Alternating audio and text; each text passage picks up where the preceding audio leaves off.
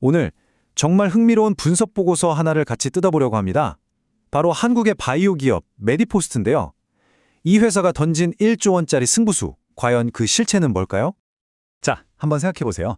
이미 자국 시장에서 대성공을 거둔 그야말로 혁신적인 신약이 있습니다. 완벽해 보이죠? 그런데 여기에도 리스크가 있다면 대체 어떤 리스크일까요? 오늘 우리가 파헤칠 이야기의 핵심이 바로 이 질문 속에 있습니다. 좋습니다. 그럼 바로 시작하죠. 선구자의 세계를 향한 승부수. 도대체 메디포스트가 어떤 회사길래 이렇게 어마어마한 도전을 하고 있는지 그 속을 한번 제대로 들여다보겠습니다. 메디포스트는 크게 세 가지 사업을 하고 있어요. 첫 번째가 바로 퇴행성 관절염 치료제인 카티스템, 두 번째는 국내 1위 제대열 은행 서비스인 셀트리, 그리고 마지막 세 번째가 북미에 있는 생산기지 옴미아 바이오입니다. 딱 그림이 그려지죠? 안정적인 국내 사업을 발판 삼아서 세계 시장으로 뻗어나가려는 아주 야심찬 계획입니다. 그럼 이 회사의 기술, 핵심이 뭘까요? 바로 동종 줄기세포 방식이라는 겁니다. 이게 뭐냐면 환자 본인 세포가 아니라 건강한 다른 사람의 세포를 쓴다는 거예요. 이게 왜 그렇게 중요하냐고요? 일반 약처럼 그냥 공장에서 찍어내듯 대량 생산이 가능해지거든요. 상업적으로 이건 정말 엄청난 무기입니다. 그리고 메디포스트가 노리는 최종 목표는 이건 정말 대단합니다. 바로 DMOAD라는 시장이에요. 이건 그냥 통증만 줄여주는 진통제가 아닙니다. 손상된 연골 구조 자체를 복원시키는 말 그대로 병의 근원을 파고드는 근본 치료제인 거죠. 근데 더 놀라운 사실이 뭔지 아세요? 아직까지 FDA 승인을 받은 DMOAD는 전 세계에 단 하나도 없다는 겁니다. 최초가 될 수 있는 절호의 기회인 거죠. 자, 그럼 이제 투자자들이 왜 이 회사에 열광하는지 소위 강세론의 근거를 하나씩 살펴보겠습니다. 메디포스트가 어떻게 시장의 판도를 바꾸는 게임 체인저가 될 수 있다는 걸까요? 핵심은 딱 하나입니다. 세계 최초의 DMOAD가 되는 것. 이건 그냥 신약 하나 성공시키는 차원의 이야기가 아니에요. 아직 아무도 채워주지 못한 거대한 수요가 있는 글로벌 시장 전체를 선점하겠다는 뜻입니다. 그야말로 판을 뒤집는 게임 체인저가 될 수 있는 거죠. 이 목표를 위한 전략도 아주 치밀합니다. 1단계 고효율 생산 기술을 연구해서 확보하고요.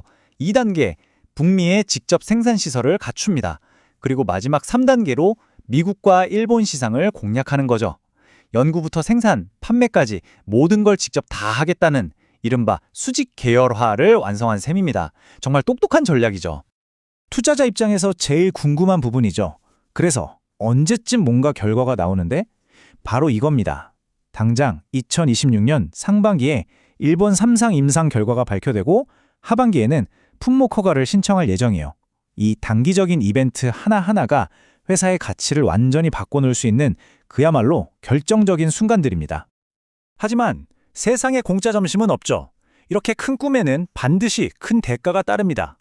지금부터는 이 화려한 가능성 뒤에 숨어있는 그림자, 투자자라면 반드시 짚고 넘어가야 할 약세론을 이야기해 보겠습니다. 숫자를 보면 모든 게 명확해집니다.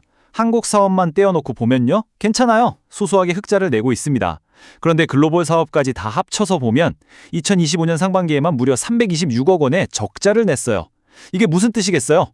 국내에서 번 돈보다 해외 진출을 위해 쓰는 돈이 비교도 안 될 만큼 훨씬 많다는 거죠. 결국 이 막대한 적자는 글로벌 진출이라는 꿈을 이루기 위해 치러야 하는 비용, 즉 수업료인 셈입니다.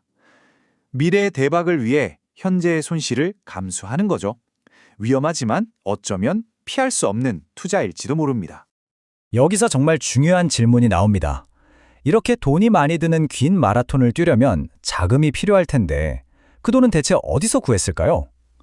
2,050억 원이라는 거액을 말이죠. 정답은 바로 전환사채입니다.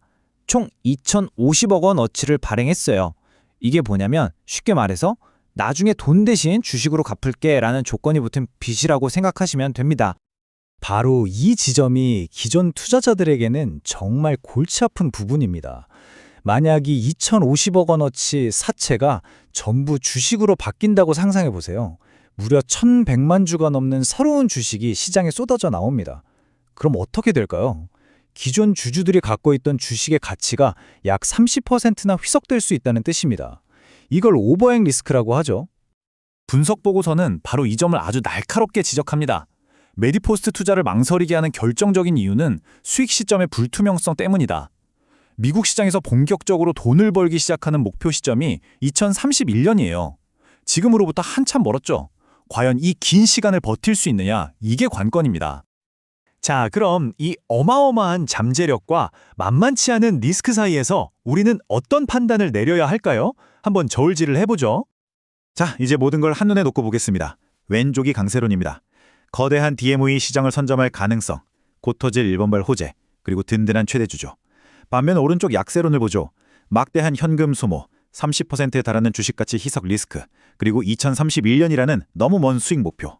바로 이 양쪽을 저울질하는 것이 투자의 핵심입니다. 그래서 보고서를 쓴 애널리스트는 어떤 결론을 내렸을까요? 메디포스트는 이제 막 턴어라운드의 초기 단계에 진입했다는 겁니다. 즉 최악의 상황은 지났을지 몰라도 앞으로 가야 할 길은 여전히 멀고 험난하다는 거죠.